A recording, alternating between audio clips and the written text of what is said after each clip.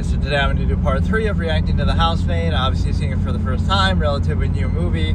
So far it's been pretty boring, pretty predictable. There's going to be some probably stupid twist at the end to try to justify it, but that's always how I operate. Is like, you know, the ending doesn't make or break a movie, right? Like, let's say, oh, it's the best twist ending or something ever. It still doesn't necessarily make the rest of the experience good if, oh, every scene was boring as hell and then all of a sudden the ending is good, right? Like, that's not really how it works. Even if those things are in service of the ending, you'll say, you know, so what, right? Like, just because that's, you still got to judge it minute by minute, right? The overall experience, but it's kind of what I said about American Psycho and Eyes Wide Shut. It's like, even if you like the theme of the movie or aspects of it, the endings are both pretty bad. They don't actually, you know, address a lot of things like the Willem Dafoe character and whether he's going to get caught or not.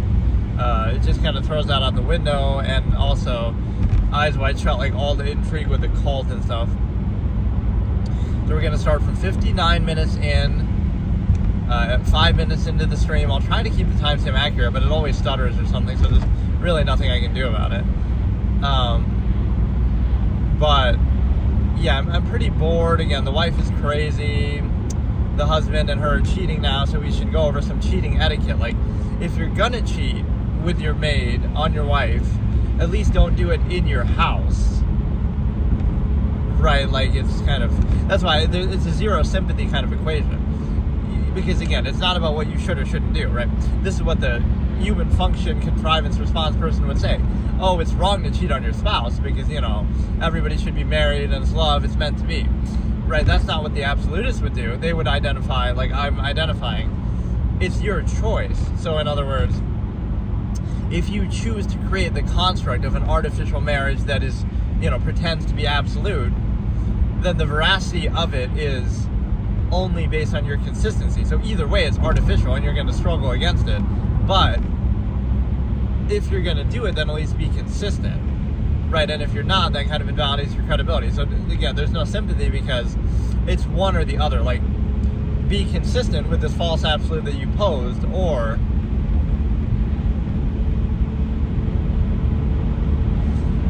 don't pose it, and then you're free to sleep around with whoever you want. So that's why sometimes society pressures you into that too much. It's like, why not just be, you know, if you want to be a player, you want to sleep around. Like Sydney Sweeney in this movie could do that, right? Millie could totally do that because,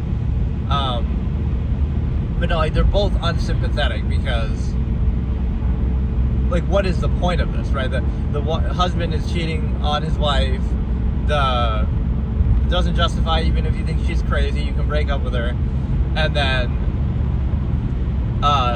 Millie is also, again, she can sleep around for money or whatever it is she wants, but it's not necessary to do it with this guy. Really, there's that pseudo innocence that I don't like. Okay, let me start it first and then. Starting in 5, 4, 3, 2, 1, start. From 59:01, 02. So she's just coming home. Even though, you know, they're cheating upstairs, he just did that little funny line like, fuck it, and then picks her up. But no, it's like this pseudo innocence, like, oh, I feel so bad, I'm so sorry for cheating or something. And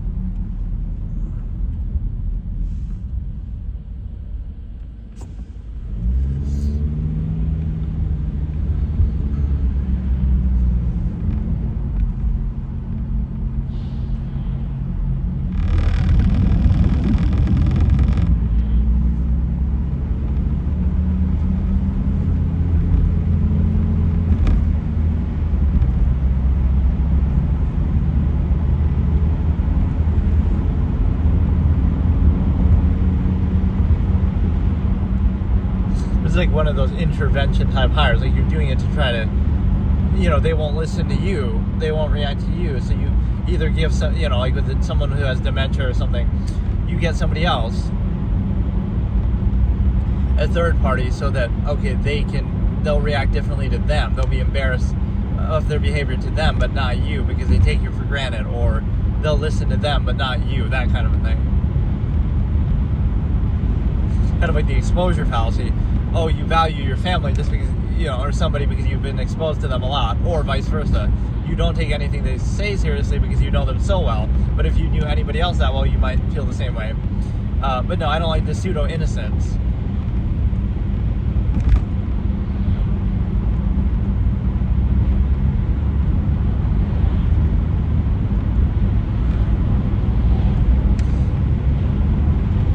She's embellishing the fake story. See, why not be honest about the thing, but not that you slept together? Like, oh, we went to the concert, but...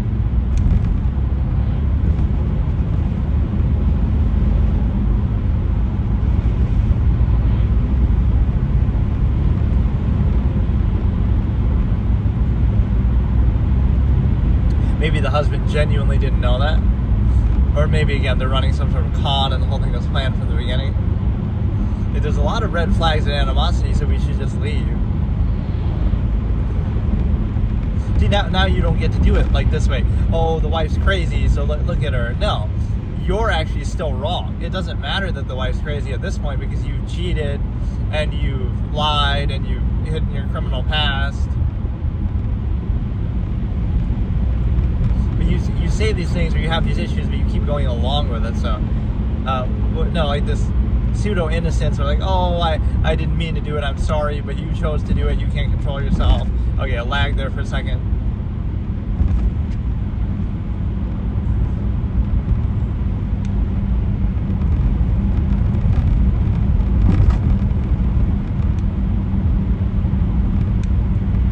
You could totally leave, dude. Try OnlyFans.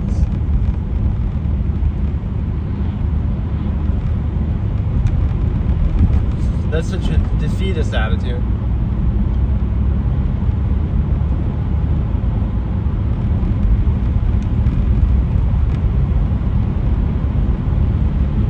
I think I saw this scene on YouTube or something that spoiled it, but I forgot.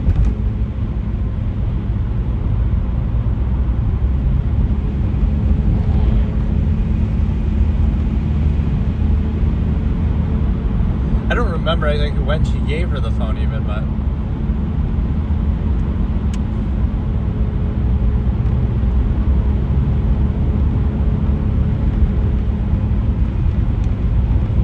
you could have turned her in for something that she's on the run for.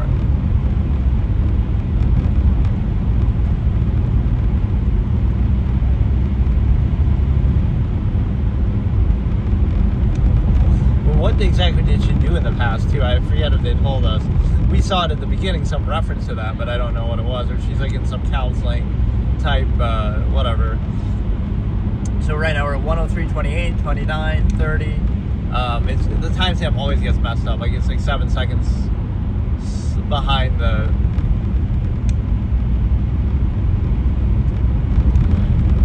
There's something about this movie that's just very amateur. It's amateur hour here. It's so, like, I don't care, you know? Or maybe he turned her in too, but now you can rat on the fact that he cheated with you. Like, the judgment of everybody involved is just trash. You're cheating on your wife, you're lying about your past, the wife's crazy. It's like a clown show. Everybody's a clown, so you don't care about any of them.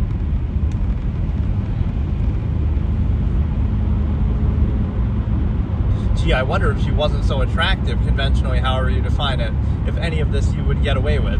This is a pretty privilege to the extreme. You get to cheat on somebody, you get to be a sugar daddy, you get to, you know, she's just not using her female privilege correctly. Like, what would you do if you were Sydney Sweeney? Oh, you'd become an actress, or oh, you'd make a jeans commercial, or oh, you'd do OnlyFans or something.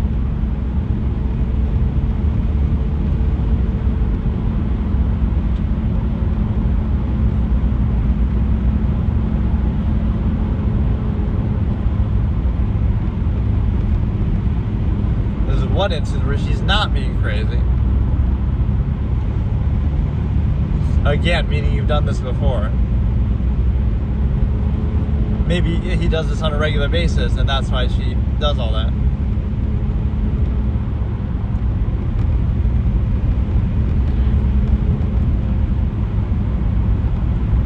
This is sort of justified.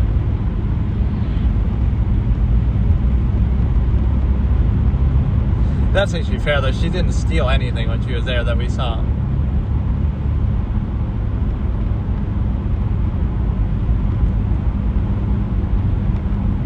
How is it cruelty? You just cheated on her, you fucking... Look at this gaslighting.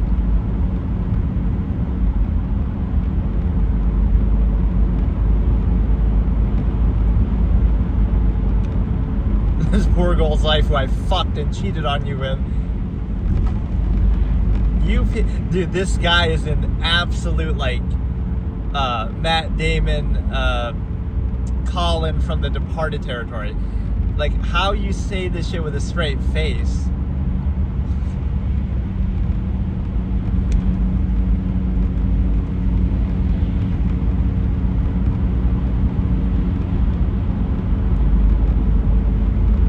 Oh, that was a good passive-aggressive line. But you probably shouldn't have said that. Oh, shit, you don't push it. Yeah, that was uncalled for, but still kind of passive-aggressive. Like, what moral high ground do you have to stand on? You cheated on her. Yeah, she would fucking kill you, dude. She, like, you say that shit to her and she's crazy, like, she would literally... Like, Millie's gonna die before the movie's over because she said that. You could have just let it go. You don't fucking... You say that shit to her. Well, honestly, again, frame the wife as crazy, but she's still the victim in this because this is not the way to go about it. Like, even, oh, I want you out of the house. Why didn't you do that before you cheated on her, you piece of shit? Like, this husband character is the biggest... Again, I'm putting him in that Matt Damon shit-face category of, like, Colin, how he can just lie the whole movie and fuck everybody over and just... Look at that gaslighting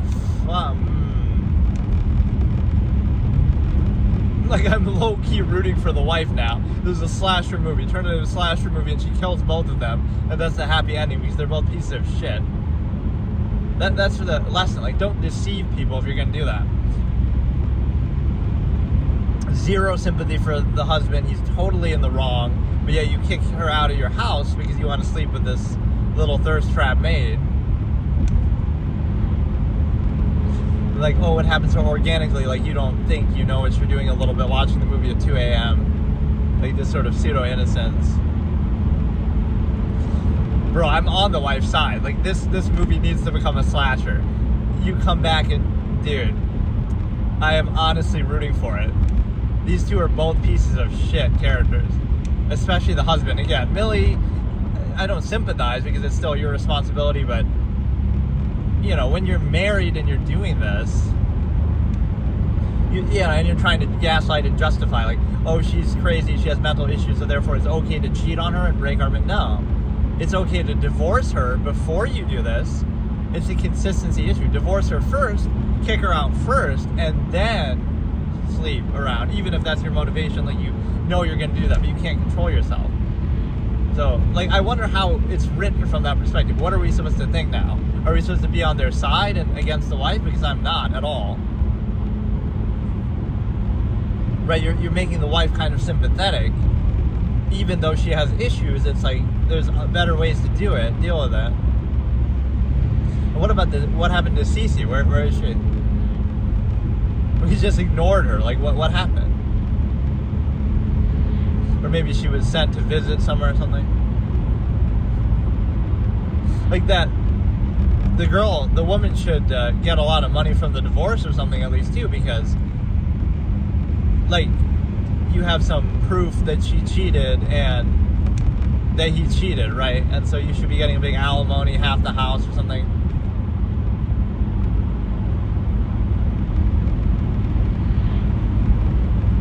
Now you're gonna turn into the crazy one.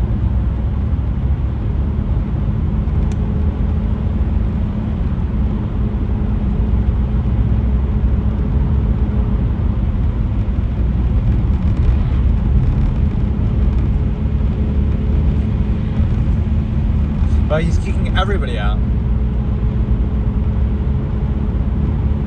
Or like he knows something about him that now he's gonna try to imprison her upstairs. He's he's trying to get rid of everybody that was stopping from kidnapping Millie and putting her in that room up in the attic or something. He was there to protect her from him.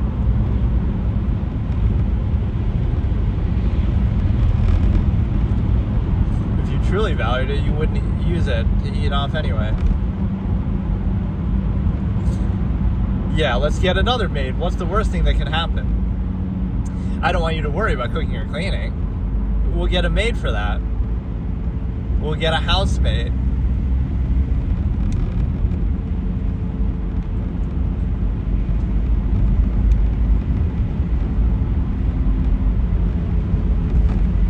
You have pretty privilege.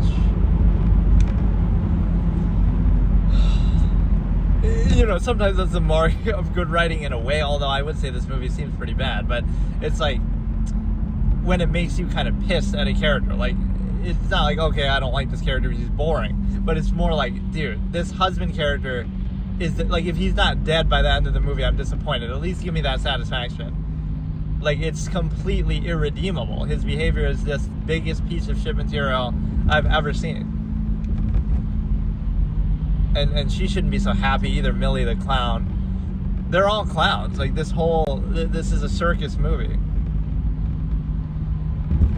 This is my elitist victim blamer thing coming out. If Millie and the husband get slashed up by the wife, trying to do a slasher movie, she's gonna do something crazy, it would be very, again, from her perspective, at least from a character standpoint, I can't really, whatever, like, I'm assuming that's where it's gonna go, right? We haven't seen the wife in a little bit, so she's plotting something, or,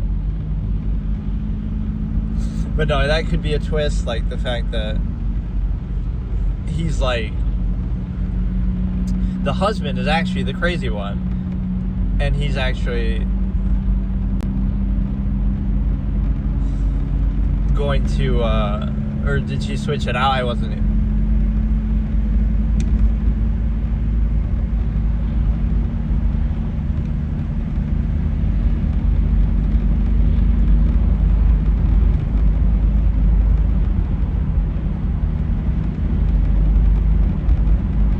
Like, he's crazy and he's gonna kidnap her or something.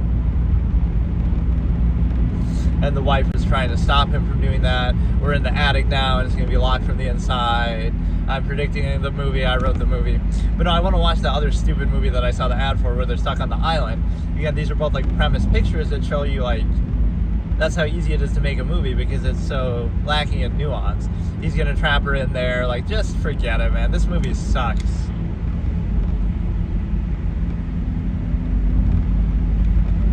No, open it with your assets there, with the whole reason why you're thirst trapping everybody.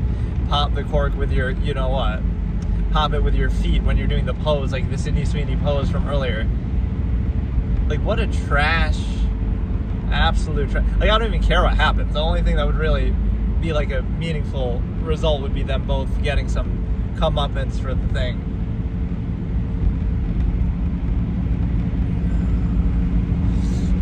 They haven't been too gratuitous with the sex scenes, but it's kind of like, whatever. Or like the wife has some hidden camera, maybe stuff around too, still. And see, like, here's where the absolutist phase comes in. The wife is a little crazy and her intention probably could be pretty clear, like even what I'm saying. So, when she'd be kind of justified, she's going to be trapped in the attic now, and oh, we're getting a stutter again. This player sucks, man. Oh, God. We're at 1:14:33, 34, 35. So you'll be trapped in there. But the thing with the wife is that, or like they've done this act before, where the wife pretends to be crazy to make the Andrew seem not crazy. But, or maybe you roofied her or something.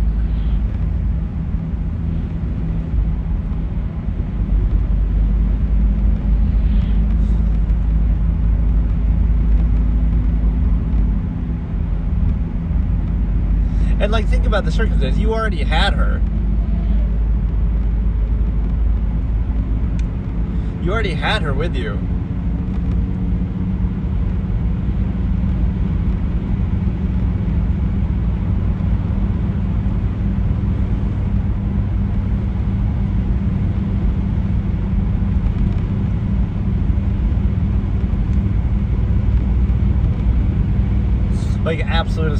wife shouldn't show any sign of what she's going to do, but then when you do a decisive action. Don't do anything in such a way that, that was kind of a good cut to the other screen though, but do it in such a way that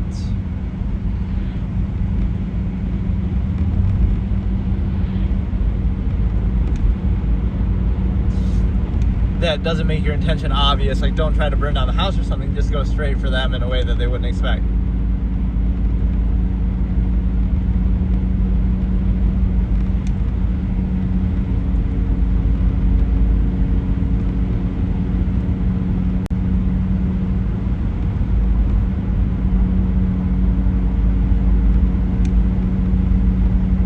I'm so confused by what's happening. Like, she planned that somehow, but she got a walking thirst trap so that he would cheat and then she could leave, and she wanted to be kicked out, and now she can divorce him or something. No, but she is upset about it.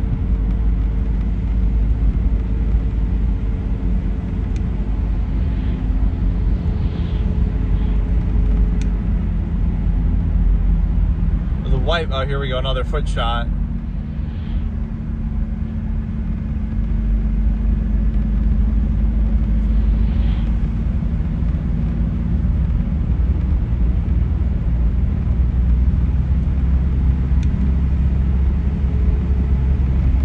Or like when people use that as an excuse, like, oh, we have a kid together.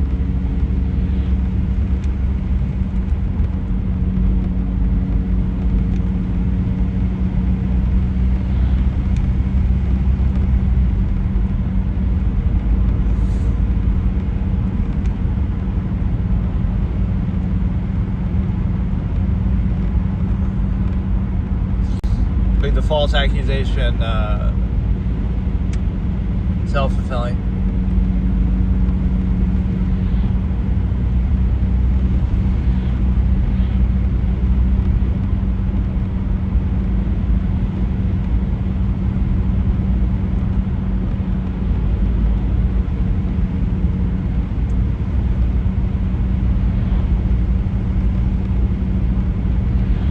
But you should have gotten that fucking professor fired. I love that sex is the excuse for everything. Now the baby's an excuse. Like, I love that. Oh, I couldn't make my career because I got knocked up. And then I couldn't do this because I had a kid. But it's like, you're the one who had sex. Like, where's the responsibility in that?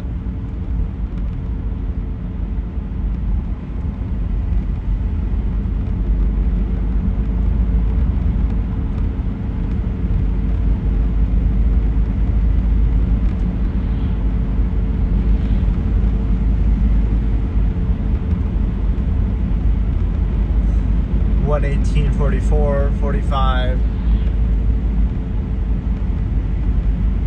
We're getting this backstory that nobody asked for.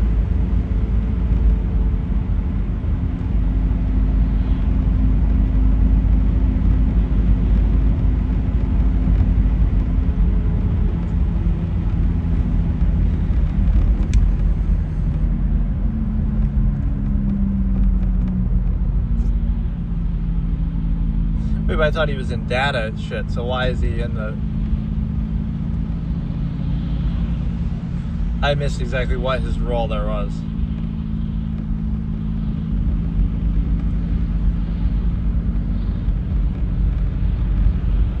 Or, oh, is that the same Cece? Because they were saying it like it was adopted or something.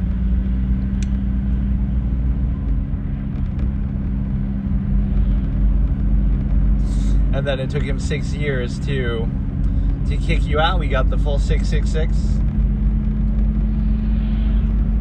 Yeah, like how you were supposed to resist the professor in college.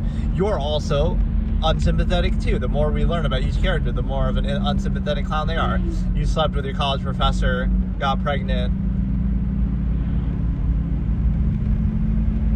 But you can't keep letting these people get away with it, right? There's got to be this harsh, absolutist accountability. Like, that professor should be fired and defamed, and this husband should be absolutely clowned and lose half his net worth and all this kind of shit, and this chick should be locked up for the rest of her life. Like, when you have this clown behavior, you have to put an end to it, right? Don't let these people clown again. This wife should be in a psychiatric asylum and just out of the picture.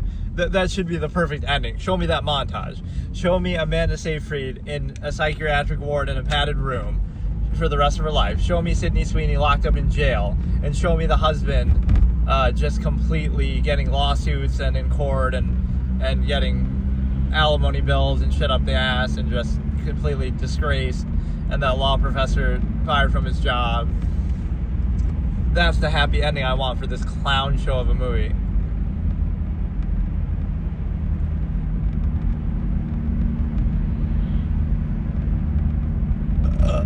But I hate that. Like, children as an excuse or a privilege or gratification, even though no, there's no accountability, no responsibility. This abortion culture, I have that expression, like, at least Americans have the decency to abort their children instead of being so stupid as to not know how to use a condom. They're both ways to stop preserving the stimuli acme,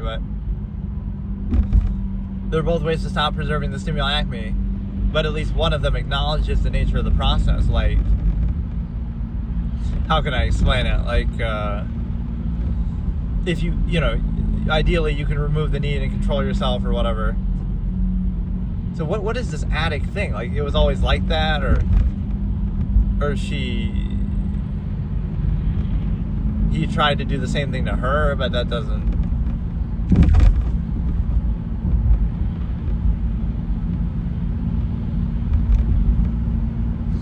Wait, but then why would she stay for so long? He, like, drugs them or something and makes them crazy? It's too elaborate to make sense.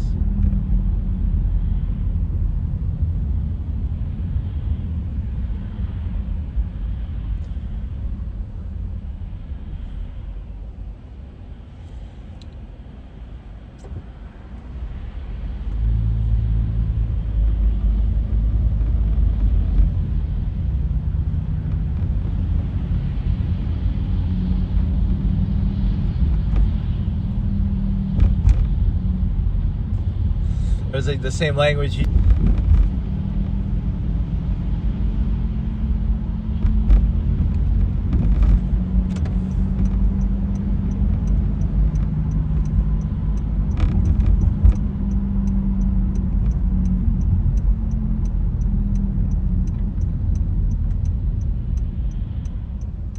Why would you put up with this and continue to be with him, though? That's the thing.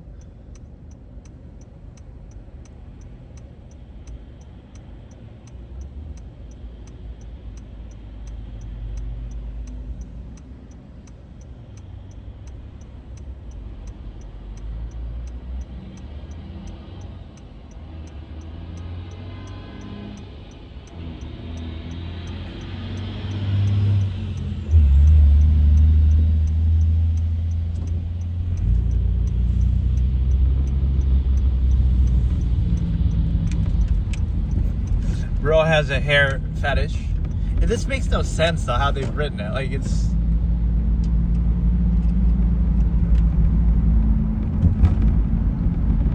like, you're saying he was drugging her maybe for years and that's why she put up with it, or...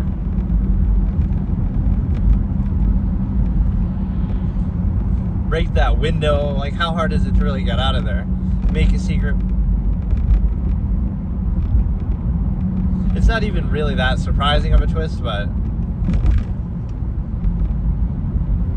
because they lay it on so thick that she's...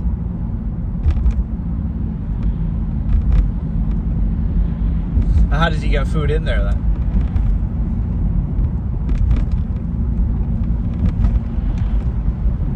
Try to escape.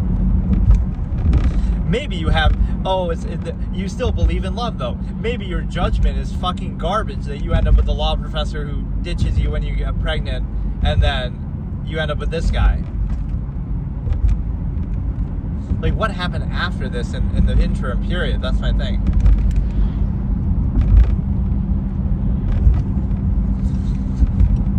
You're trying to tell me this dude has Sydney Sweeney, and then...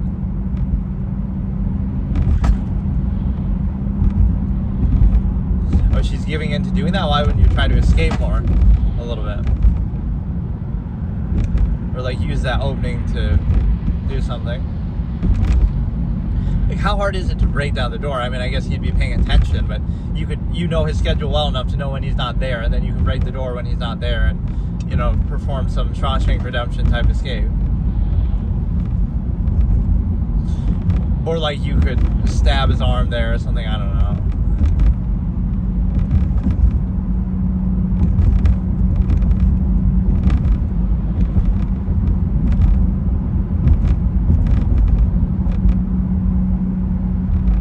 This is like sort of brainwashing, conditioning type thing, but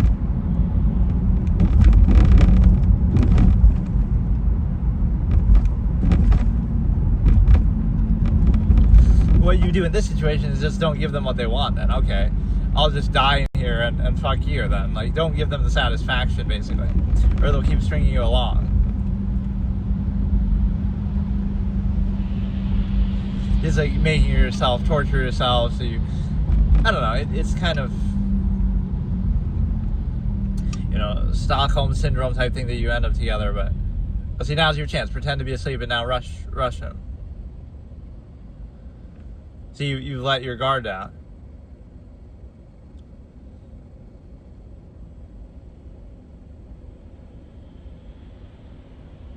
The door's open, you better get the fuck out of here.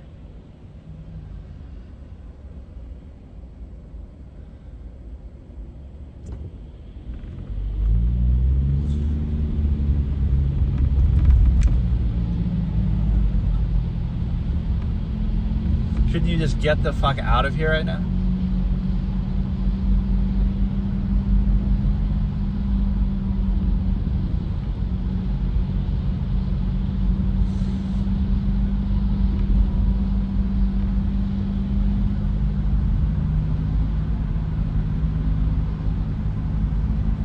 Oh, he drugged her at the last second there. Oh, that was dirty. That was almost like you could have just run out, and if you didn't drink that, then you might have been fine. But like, how are you gonna,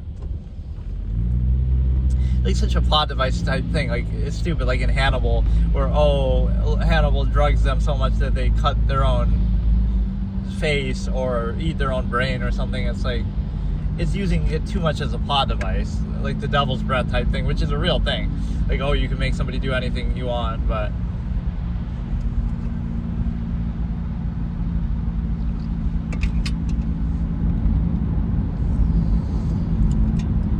right, it's like society, the real things that control you, you can't be aware of, and you take for granted, but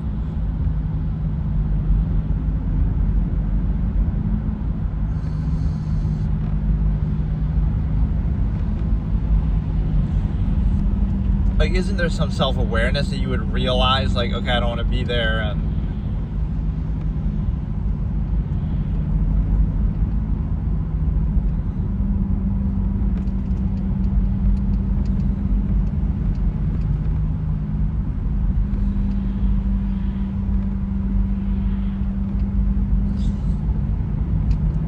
or like you don't realize even what happened? No one would believe it, but do you believe it is kind of the thing. And you would stay.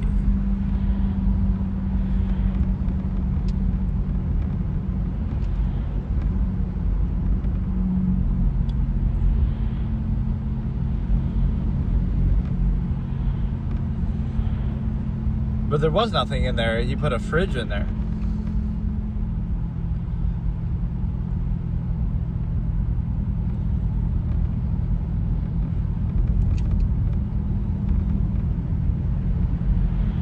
Oh, you do it for the kid who you had because you couldn't control yourself and you had sex with the college professor.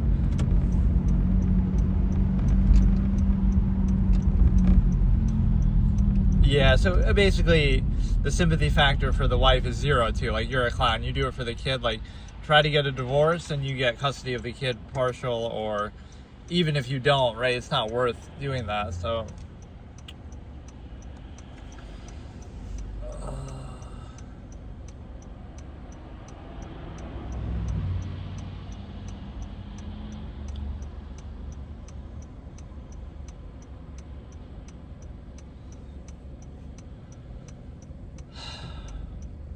Like, I was waiting for that motivation, and it just wasn't quite good enough.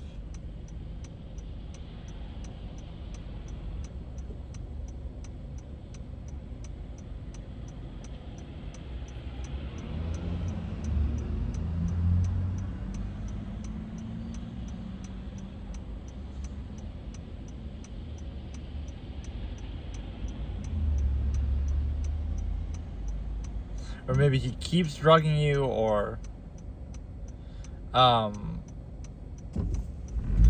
you do kind of act crazy throughout the beginning parts of the movie, so.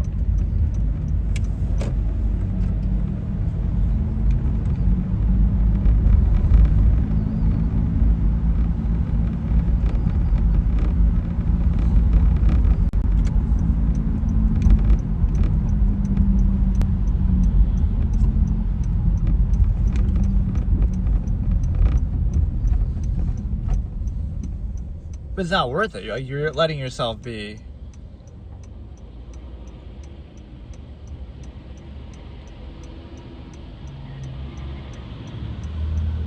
But just run away with her, I mean.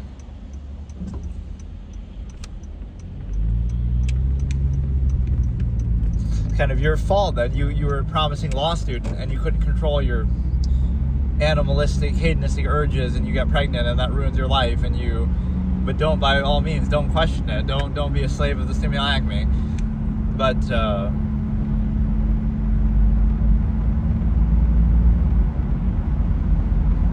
you're using one mistake to justify another. Oh, I had sex with a college professor and I had a kid, and then now I'm going to let myself be treated this way for the benefit of the kid. Like, I was on the wife's side for a little bit. They could have wrapped this shit up. She could have just killed both Sydney Sweeney and, obviously Millie and the husband, but instead you want to do all this shit. Now I don't sympathize with the wife either.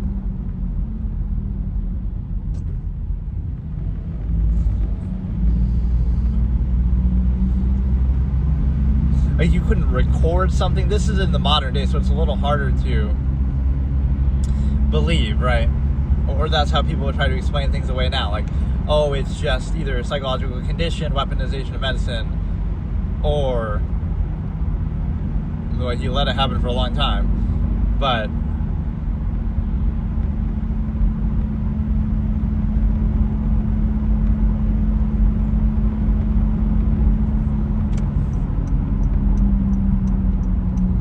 oh, it's her devious plan to get him to cheat, which is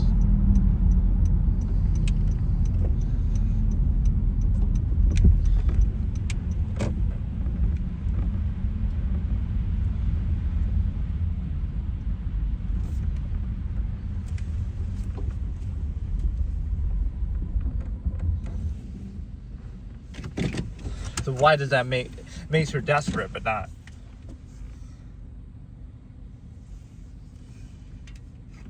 Or I guess we didn't know that part.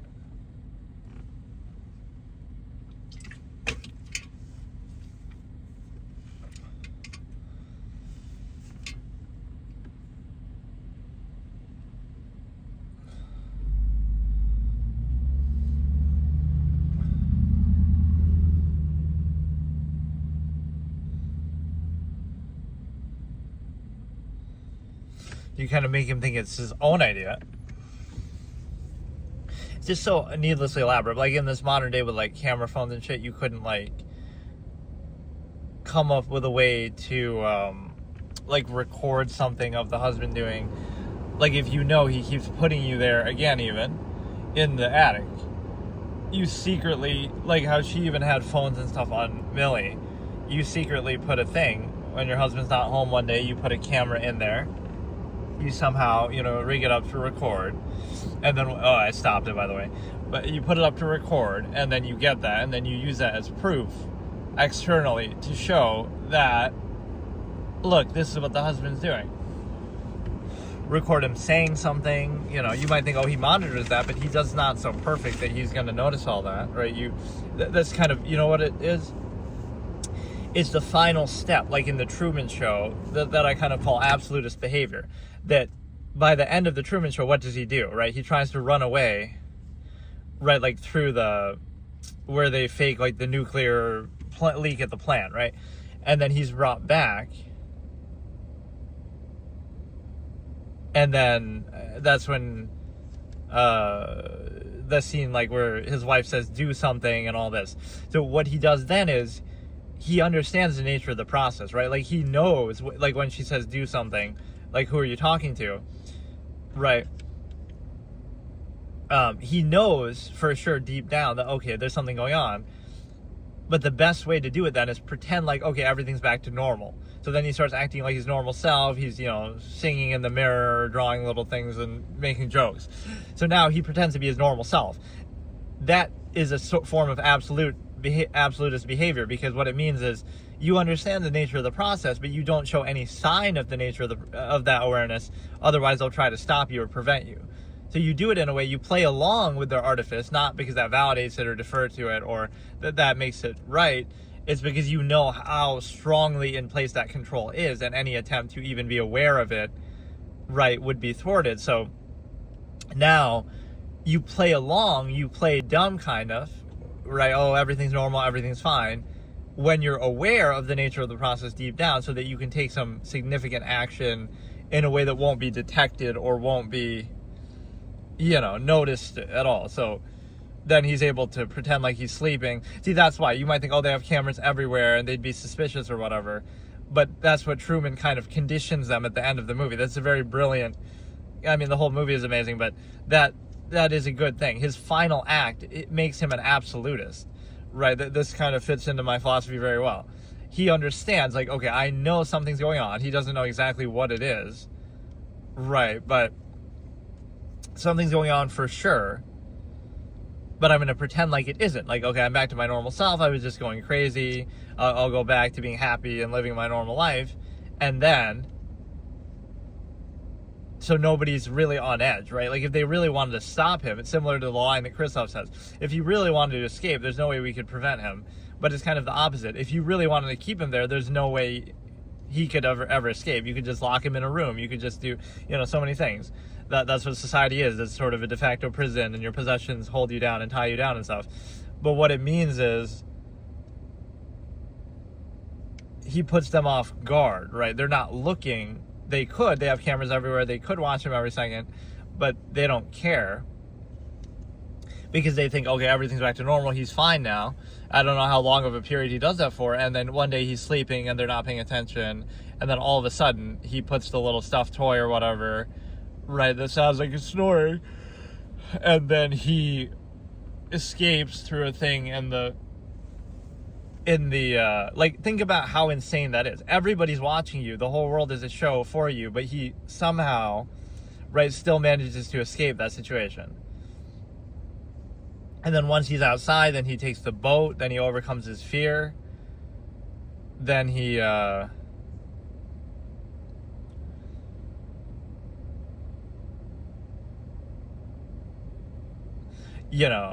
takes the boat, he overcomes his fear, and he is able to escape that way. So it's kind of like that last leg of absolutism. Like, you are aware of the nature of the process, but you are so aware that you can't face it directly.